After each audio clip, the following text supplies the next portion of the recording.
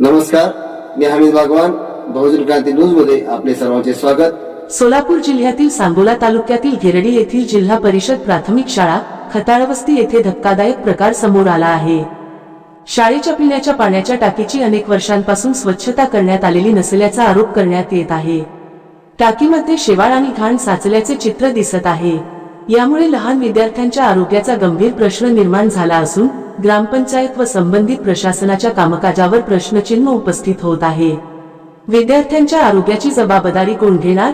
संबंधित अधिकाऱ्यांनी तात्काळ दखल घेऊन कारवाई करावी अशी ग्रामस्थांची मागणी आहे. आरोग्य अधिकारी याच्याकडे लक्ष देणार का असा प्रश्नचिन्ह होत आहे. भोतुकडे बंधू यांनी गिरडीतील ग्रामपंचायतचे लेकराचे आरोग्य बरेबे खेळत असलेले निदर्शनास आणून दिले. बहुजन क्रांती न्यूज, सत्याची बाजू, जनतेचा आवाज. मित्रांनो, मी अरवाय गुष्टुकडे आज खताळवस्ती या शाळेवरती आमचा जे काय हे आहे कुळपे पाहुण्यांनी मला सकाळी फोन केला. ते फोन केल्यानंतर मी या ठिकाणी आलो. ही जी टाकी आहे ते 5000 लिटरच्या वरती टाकी आहे. या टाकीमध्ये आणि अशा प्रकारचा गाळ आहे. ही जी गाळ आहे ना, हे पूर्ण साठलेलं आहे. हे गाळ आहे, हे गाळवट आहे पूर्ण. खरं तर या शाळेचे मुख्याध्यापक, या शाळेचे केंद्र प्रमुखाचं नाव काय? चंदन शिवे सर. आणि या शाळेचे मुख्याध्यापक गट शिक्षणाधिकारी नवले सर यांचा राजीनामा घेणे गरजेचे आहे. या शाळेमधील जो विद्यार्थ्यांचा जो पाणवठा आहे याच्यामुळे विद्यार्थ्यांच्या आरोग्यास धोका निर्माण झालेला आहे आणि त्यांच्यावरती कठोरातली कठोर कारवाई होणं गरजेची आहे. आम्ही 100% यांची चौकशी हे सोलापूरला शिक्षणाधिकारी यांच्याकडे 100% करू आणि त्यांना बडतर्फ निलंबित 100% करू. धन्यवाद. मी बोलतो.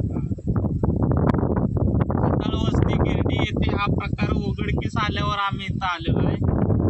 मित्रांनो, जर अशा प्रकारचं जर दूषित पाणी मुलांना दिलं तर ते काय आजारी पडतात. त्याच्यावरती त्याला कोण जबाबदार आहे?